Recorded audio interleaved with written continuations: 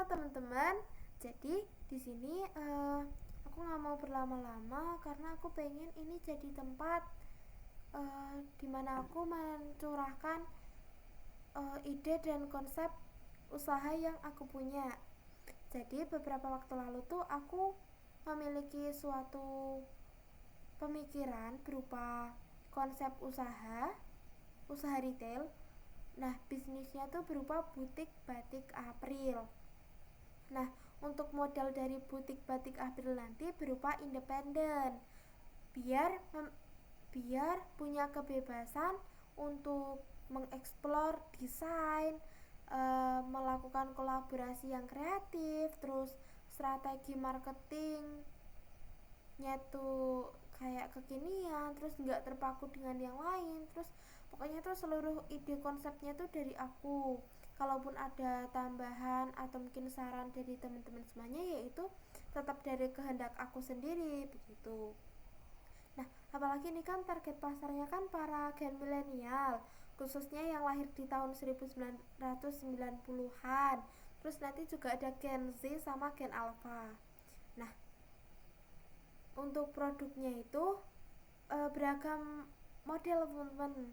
Ada streetwear batik kayak hoodie atau mungkin oversize t-shirt gitu. Terus nanti ada juga batik yang untuk casual daily wear atau mungkin batik kerja atau mungkin batik semi formal. Terus nanti selain itu juga pengennya tuh ada aksesoris atau souvenir gitu. Souvenirnya tuh bisa berupa tote bag, terus berupa bucket hat, topi, terus nanti bisa berupa sneakers batik gitu, terus ada scarf, terus ada apa ya, kalung, gelang gitu yang masih ada khas batiknya gitu, pengennya sih gitu. Nah, untuk strategi bisnis dari butik batik April itu nanti ada dua. Yang pertama hybrid store. Yang pertama itu hybrid store. Maaf, nah, itu berupa toko offline, toko fisik sama online shopnya. Nah, online shop ini bisa di website atau mungkin online shop gitu. Marketplace kayak Shopee, Tokopedia gitu. Nah, yang kedua itu limited drop system, berupa melaunching koleksi produk setiap bulan dengan tema yang berbeda-beda untuk menimbulkan efek FOMO dari para pelanggan, khususnya membership begitu. Nah, untuk konsep dari rantai pasok sama manajemen retail itu, untuk rantai pasoknya tuh mengedepankan untuk berkolaborasi dengan para UMKM perajin batik lokal yang masih menggunakan teknik tradisional seperti batik tulis atau mungkin batik cap, tapi tetap dapat diberikan sentuhan modern begitu. Untuk alurnya sendiri itu nanti dari produsen ke gudang mini, dari gudang mini ke batik fisik. Nah, dari batik fisik ke batik gimana tuh tadi, salah teman-teman, salah, tipe. Jadi nanti alurnya tuh dari produsen ke gudang, dari gudang ke toko fisik. Nah, butik fisik, toko fisik, butik fisik itu tadi. Terus dari butik fisik dijual di marketplace atau mungkin website gitu. Nah, faktor efisiensi yang akan saya terapkan nantinya tuh ada sistem pre-order dan ready stock itu. Yang kedua itu melakukan restock untuk produk-produk yang cepat terjual. Yang ketiga melakukan update stok secara berkala untuk memastikan bahwa produk itu senantiasa ada gitu loh. Jadi pelanggan tuh nggak ngerasa tertipu, nggak tertipu sih, kayak terkecoh, nggak terkecoh sih, ya ngerasa mau beli tapi nggak jadi karena produknya habis gitu loh, nggak ngerasa kayak gitu. Terus yang keempat itu bekerja sama dengan para distributor kayak JNE, JNT, pokoknya pengirim barang yang terpercaya begitu. Selanjutnya untuk merchandising itu uh, akan menerapkan display toko yang sangat-sangat instagramable dan fashionable, terus estetik. Pokoknya Gen Z itu suka lah gitu. Nah, untuk penataan produknya itu menggunakan konsep color blocking, dipadu-padankan dengan art gallery vibes. Jadi setiap batik itu akan terlihat lebih stand out begitu. Selanjutnya nanti juga ada manekin OOTD mix and match batik. Jadi ada manekin yang dari atas sampai bawah, dari topi, dari jilbab, untuk yang jilbab, terus shawl, terus bajunya, celananya, terus pakai tote bag, terus atau mungkin sneakers batik, dan semuanya itu bernuansa batik begitu. Jadi pelanggan tuh punya inspirasi outfit batik, terkait batik yang kekinian dan instagramable, fashionable lah pokoknya begitu. Terus selanjutnya itu melakukan display produk yang sesuai gitu, nggak kebanyakan, nggak kurang.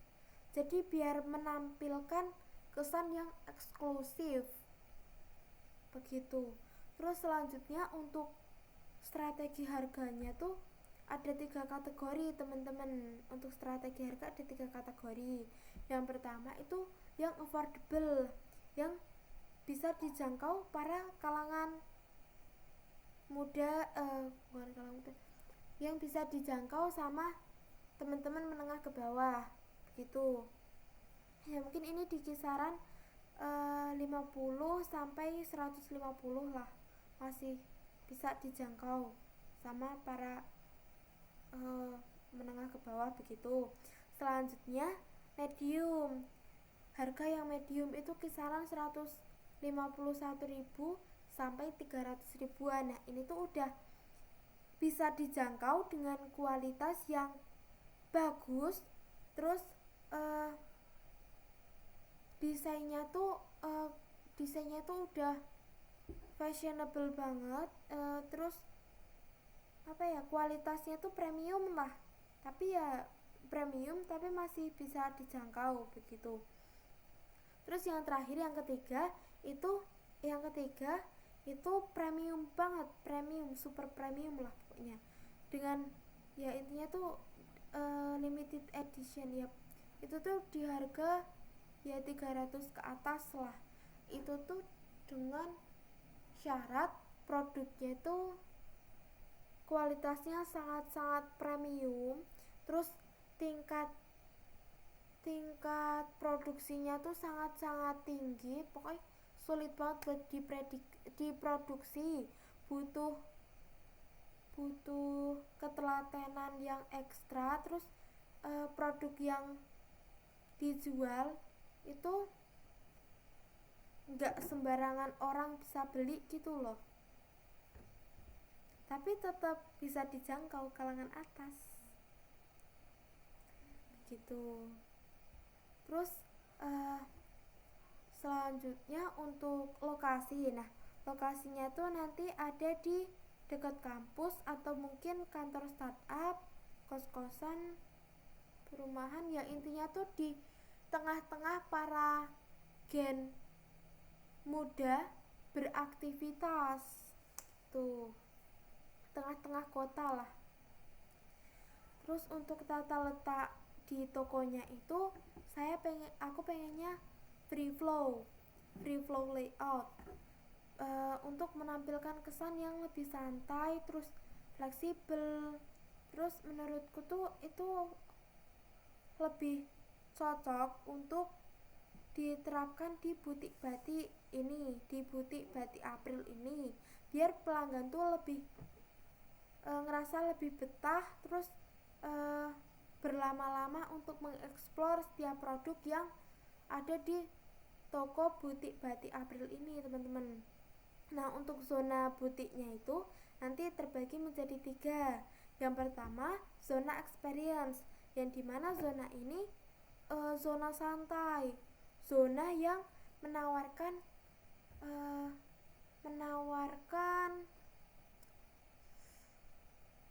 konsep visual menawarkan spot foto yang estetik, tempat yang nyaman, instagramable. Ya pokoknya tuh itu tempat buat para pengunjung yang mau beli, terus udah nyoba outfitnya, terus mereka mau lihat ini cocok nggak ya di aku, atau mungkin mereka mau foto-foto di tempat itu pakai produk butik Batik April, terus mau ngecek apakah ini sesuai dengan gaya outfitku gitu. Terus selanjutnya itu zona koleksi, yang dimana zona ini berfokus pada display batik seperti batik streetwear, casual, formal, semi formal, dengan layout yang terbuka, tapi tetap kesan eksklusif nomor 1 begitu. Nah, yang terakhir itu ada zona kasir, yang dimana kasir itu kan seringkali yang dimana kasirnya nanti berada di dekat pintu keluar sama pintu masuk, tapi tetap nggak menghalangi para pengguna yang para pelanggan yang lalu lalang begitu. Nah, di sekitaran kasir itu nanti juga ada tempat untuk menempatkan souvenir atau aksesoris kecil-kecil gitu yang bisa menarik perhatian pelanggan, dan pelanggan tuh bisa langsung mau beli ini ya gitu, kayak apa ya, kayak pelanggan tuh pengen beli souvenir yang lucu, menarik, bestseller gitu loh. Nah itu, terus nanti juga ada info promo membership di kasir itu nanti. Nah, yang terakhir itu CRM, terkait Customer Relationship Management. Nah, strategi dari butik Batik April untuk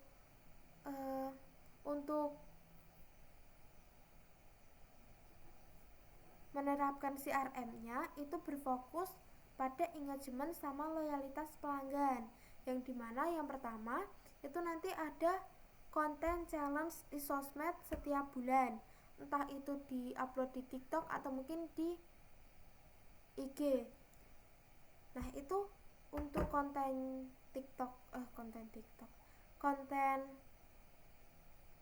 konten challenge-nya nanti berupa styling OOTD batik, yang pasti pakai batik dari butik Batik April. Nah, nanti di setiap bulannya itu dipilih 3 pemenang. Nah, pemenang itu akan mendapatkan diskon belanja dan souvenir bestseller, atau mungkin aksesoris yang ada di toko butik Batik April itu. Selanjutnya menerapkan pelayanan yang personal. Terus ada